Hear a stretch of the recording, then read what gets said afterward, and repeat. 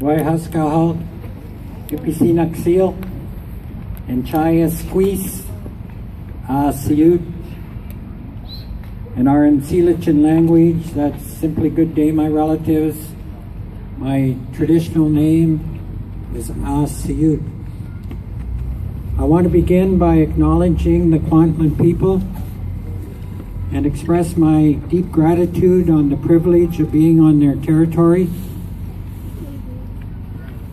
On behalf of the Union of BC Indian Chiefs, I want to convey our genuine and sincere condolences and sympathies to the family for their tremendous loss.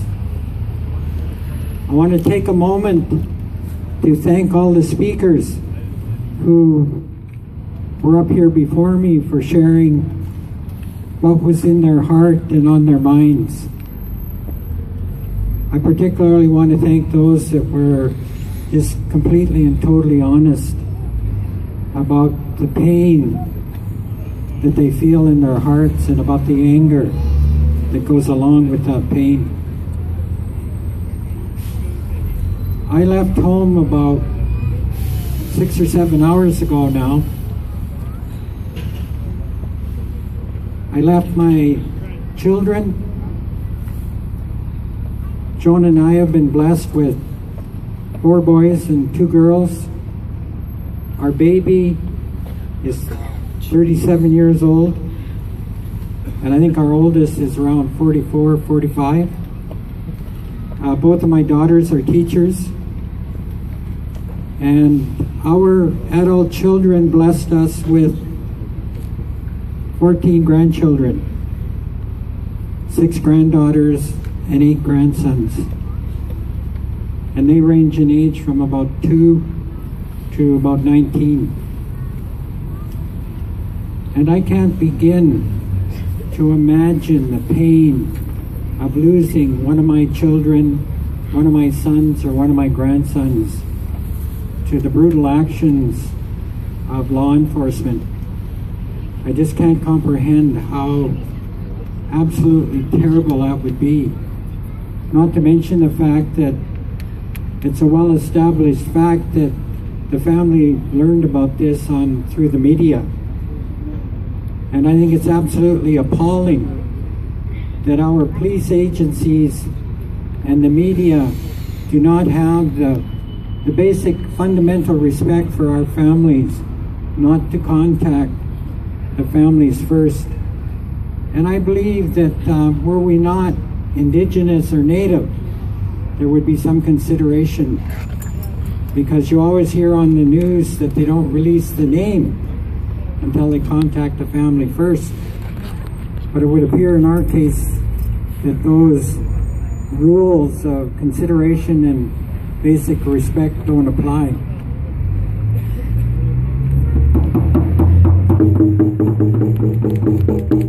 I want to say that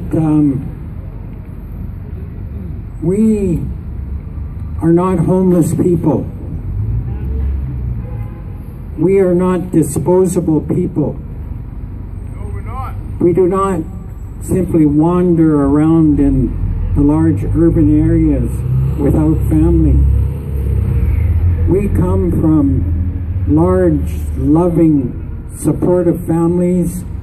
We come from proud communities and proud sovereign Indigenous nations.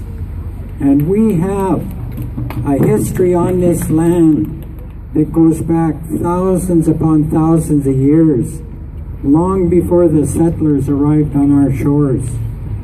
And yet, in this day and age, there still exists an absolute disrespect for not only our people, but the contributions that we have made to the settler populations.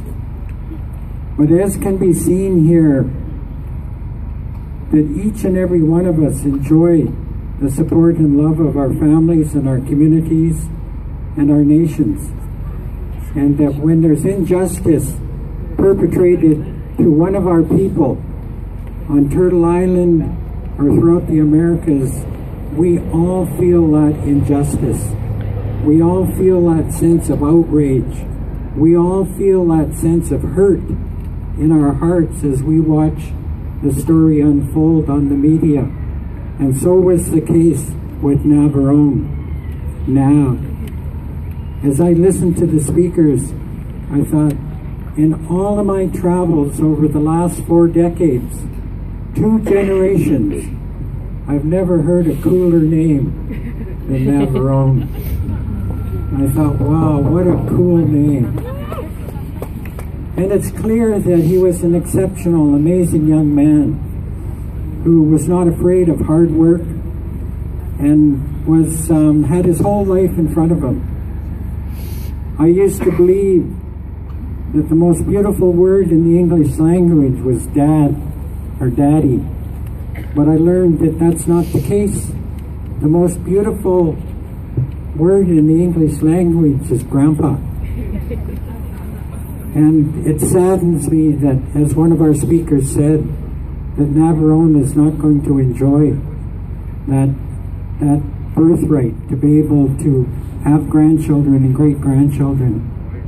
So I want to say to the family and to his friends and to our dear friends and neighbors, to our wonderful hosts, the Kwantlen people, I want to say that the Union of BC Indian Chiefs will stand with you, that we will help you, we will support you, and we will not stop until we get the answers.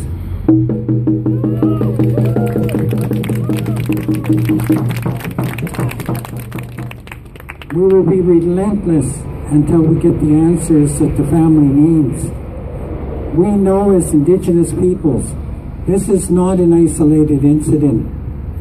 This is part of the systemic racism and injustice that's perpetrated against Indigenous peoples right across Turtle Island. And the list of names is long and many. As I listened to the members of the family and the speakers, I thought of Rodney Jackson, Robert Wright, Clayton Wiley, Frank Paul, Ian Bush, Greg Matters, all individuals that were shot down by the police. And that's absolutely unacceptable. That the police can just simply make that decision without any real consequences. And I know we've had extensive discussions with senior members of police agencies, and they keep talking about this so-called code of conduct. They sit across the table from us and say, well, you know, don't be worried, that individual officer is subject to a code of conduct, disciplinary action, which in reality is a very cruel joke. Nothing happens. They get a couple days off, and generally speaking, when they get those days off, those few days of suspension, they're compensated, and there's no accountability. I think of John T. Williams from Seattle, who was shot down by the Seattle Police Service. He was a carver, and he just carved, and everyone in the neighborhood knew him, and he was walking home, and this police vehicle drove by, told him to stop, and shot him 4 times. I would say within 24 hours that police officer lost his job, and there was a great deal of repercussions to that officer for shooting down an innocent person the way he did. And we had a huge gathering in Seattle and a pole raising. We carried that pole from the water all the way up to where the Space Needle is, and it's uphill, and it weighed about 5 tons.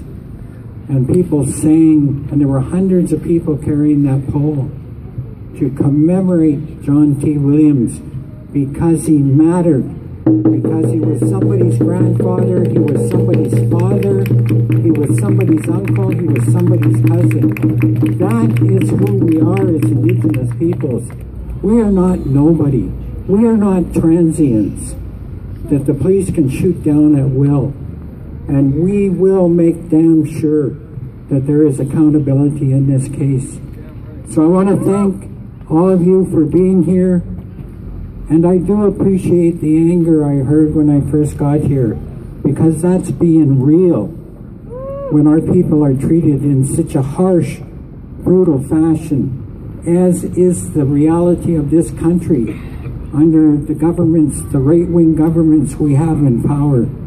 So I thank each and every one of you for being here, for standing together in solidarity. I see many familiar faces around this circle, and I'm just so glad that I had the privilege and the honor of being here today to share these few moments with each and every one of you. And once again, I want to thank the Kwantlen people for being our gracious hosts. Why, Limon.